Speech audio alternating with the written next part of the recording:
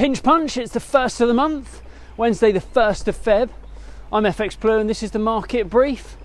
So it's Walkout Wednesday today. Several unions have coordinated their strike action today, which will see about 500,000 teachers, train drivers, university lecturers and civil servants all going on strike today. There will also be rallies to protest the government's plans to enforce minimum service levels during any future strikes. So far the government has stood its ground, saying pay offers are in line with the independent reviews, but with inflation so high, real wages have been falling and many workers are leaving vocational work because it's simply no longer viable. Against that backdrop, the MPC meeting kicks off at the Bank of England today. The expectation is for them to deliver the 10th consecutive rate hike to continue their efforts to bring inflation back down. IMF forecasts dominated the headlines yesterday with their forecast that the UK will be the poorest performing major economy in 2023.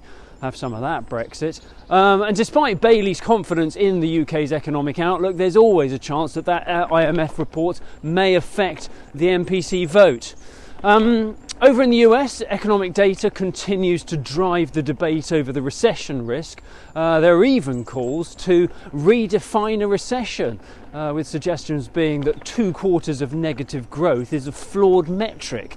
But whatever the academics end up on with that one, it's all being driven by Fed monetary policy and the rate hike action that they've taken so far to control inflation. The question remains over whether their continued rate hikes will choke off economic growth to the point of 2 quarters of negative growth, or whether this can be avoided and the soft landing can be achieved.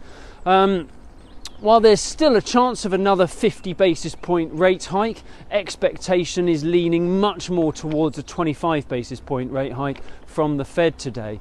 And as the market gets more comfortable with this, the dollar index found some support yesterday around the 102 level.